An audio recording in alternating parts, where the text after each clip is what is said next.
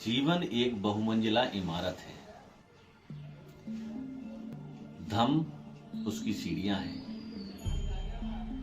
सीढ़ियां कहीं पहुंचती नहीं है बल्कि हमें पहुंचाती हैं। एक मंजिला से लेकर 10 मंजिला तक सीढ़ियां पहुंचाती हैं और तहखाने तक वो लेकर जाती है। ये तो हमें सोचना है कि हमें नीचे तहखाने में उतरना है या फिर हमें 10 मंजिला तक ऊपर तक जाना है। जी हाँ दोस्तों, मैं बात कर रहा हूं आज हमारे बीच में पूज्य भंते डॉक्टर अमर ज्योति जी इस बुद्ध विहार पर आज 1 जनवरी 2024 को शौर्य विजय दिवस के अवसर पर यहाँ आए हुए हैं, जो धम्म देशना देकर हम लोगों को ज्ञान अर्जित कराएंगे। तो मैं सीधे आपको लेकर चल रहा हूँ पूज्य भंते जी की सानिध्य।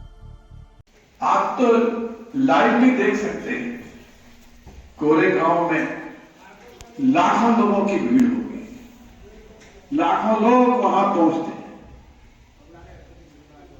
इतिहास सिर्फ मरे हुए लोगों का नहीं होता, और इतिहास जीतने वालों का ही नहीं होता, पुरुषार्थ का भी इतिहास होता है। भीमा कोरेगांव वो एक ऐसी घटना है कि 500 से ज्यादा महारों ने पेशवाओं का 28,000 पेशवाओं का कत्लेआम किया। वो पेशवा जो आज अपनी मूछें ऐंठते हैं और हमको बताते हैं कि तुम देश के विरोधी हो, कि तुमने पेशवाओं को मारा, तुम्हारे पूर्वजों ने मारा। मैं इसलिए ये बात बता रहा हूं, वो पेशवा लोग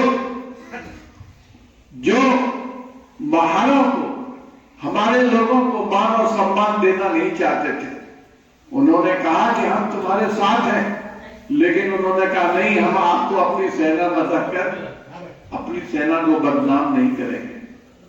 तब हमारे महारों ने अंग्रेजों से मिलकर के फिर इस तरह से कत्लेआम किया कि 28,000 पेशवा सैनिक और उसके राजा मारे गए थे। हमारे शरीर में वो खून है, क्रांति का खून है। जब भी आसमां खून से नहाता है, इनकलाब का सूरज जमीन पे उतर आता है। जब भी आसमां खून से नहाता है, जब भी जुल्म होते हैं, जुल्म और सितम होते हैं, तब हमारे यहां बार बार मसीहा आते हैं, रविदास पैदा हुए, कबीर पैदा। बहुत लोग आपको क्रांति की कहानियां सुनाते होंगे। देश की आजादी के लिए बहुतों ने खून दिया है, आपने पढ़ा होगा और सुना होगा। लेकिन मैं बताना चाहूंगा आपको, कहना चाहूंगा, इस देश में सबसे पहले क्रांति का बीज अगर किसी ने बोया है, वो संत शिरोमणि रविदास जी थे। मैं उनकी 1-2 पद सुना करके अपनी बात शुरू करूंगा।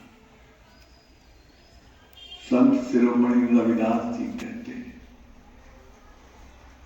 पराधीनता पाप है, जान ले रे पीर। रविदास पराधीन को कौन करे रे पीर। पराधीनता पाप है। क्या? गुलामी नहीं करनी चाहिए, और गुलामी पराधीनता पाप है। इससे ज्यादा जघन्य अपराध और कुछ नहीं है पराधीन होना। पराधीनता पाप है, जान ले रे मीत, ऐ मित्र, ये जान ले तो पराधीन मत रहियो। पराधीनता पाप है, जान ले रे मीत। रविदास पराधीन को कौन करे रे प्रीत। कौन तुमसे प्रीत करेगा गुलाम का कोई देश नहीं होता, गुलाम का कोई घर नहीं होता, गुलाम का कोई राष्ट्र नहीं होता। और मैं इसलिए बोलना चाहता हूं कि बाबा साहब डॉक्टर अम्बेडकर को जिन लोगों ने पढ़ा है वो जानते होंगे, उन्होंने क्या कहा, mister Gandhi, I have no homeland. Gandhi, मेरी ये मातृभूमि नहीं है, ये धरती मेरी मातृभूमि नहीं है। कुछ लोग कहेंगे कि बाबा साहब डॉक्टर अम्बेडकर तो देशद्रोही थे। उन्होंने कहा, अरे इस देश को ही वो कहते हैं मेरी मातृभूमि नहीं है, तो क्या इंग्लैंड उनकी मातृभूमि है? आप कह सकते हैं। बंधुओं, बाबा साहब ने इतनी बड़ी बात कही गांधी को, mister Gandhi, I have no homeland, मेरी मातृभूमि नहीं है। इसलिए कहा कि मां का बेटा, मां उसको अपने स्तन से चिपका के रखती है, उसको दूध पिलाती है, उसकी टट्टी पोंछती है, उसकी तकलीफ को समझती है, उसके दर्द को समझती है और उसको बड़ा करती है।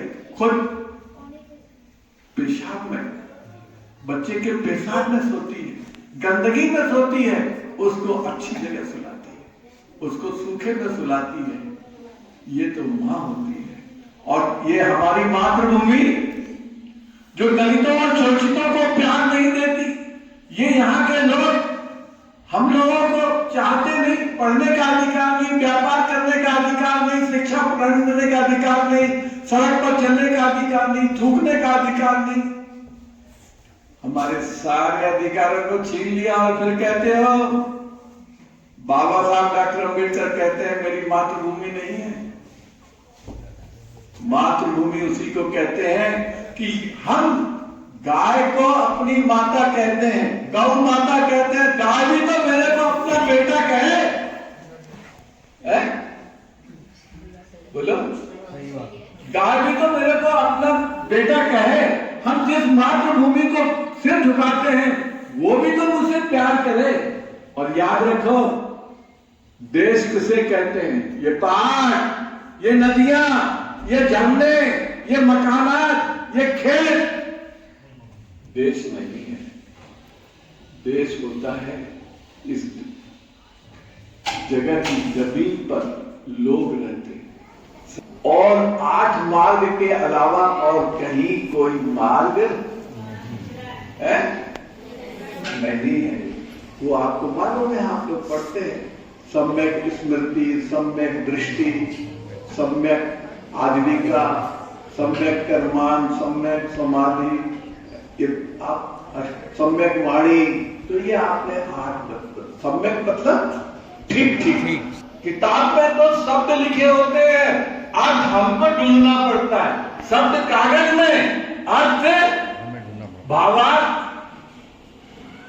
हमको निकालना पड़ता है। तथागत, आगत किसे कहते हैं?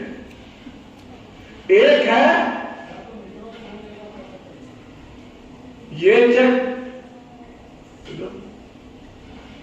बुद्धा ये च बुद्धा अनागता। ऐसे लग रही है ना? तो क्या वो स्थिर है? लौ स्थिर है?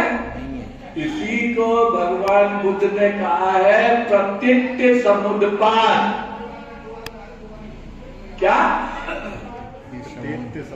प्रत्यक्ष समुद्पाद माने इस मोम जल रही है और इसकी बाती जल रही है, रोशनी हो रही है, लेकिन रोशनी स्थिर नहीं है। जैसे मोम जल रही है, फिर दूसरी मोमबत्ती का वो कण जल रहा है, तीसरा जल रहा है, चौथा जल रहा है, लेकिन इसकी लौ देखने में लगती है। ये ऐसे प्रतीति माने जानकारी लगता है। लगना और होना में अंतर है। क्या? बहुत समझदार पढ़े लिखे लोग हैं यहाँ, इसलिए इस विषय पर छेड़ रहा हूं पहली बार है। तो प्रतीति, नदी में आप नहाते हैं ना, तो नदी में जब नहाते हैं या पानी बाल्टी डोलची भर के पानी निकाल दिया तो वहां तो गड्ढा हो जाना चाहिए, क्यों नहीं होता? पानी चल रहा है। जैसे ही पानी निकालेंगे दूसरी जगह से पानी आ जाएगा। चिता जब जलती है तो वहां आग से हवा गर्म होकर ऊपर जाती है। तो लंदन से जर्मन से, ये नहीं कि खाली टूंडला से हवा वहां आ रही है, लंदन से, जर्मन से, रूस से, पता नहीं कहां से वो हवा आती है। ऐसे ही आंधी है, आंधी लंदन से, जर्मन से आती है। कहने का मतलब समझ में आई कि एक कण दूसरे कण से जुड़ा हुआ हमको लगता है, लेकिन जुड़ा नहीं है। काली जो आप देखते हैं ऐसे करके काली सी होती है, देखते हैं ना, तो वो जुड़ी हुई नहीं है, लेकिन लगता है। ऐसे ही आपका जीवन है। क्या इसमें 8 लीटर खून है, 7-8 लीटर, और खून में प्रोटोजोआ, एट्रोजोआ सब कुछ है ना, इसमें सेल्स है।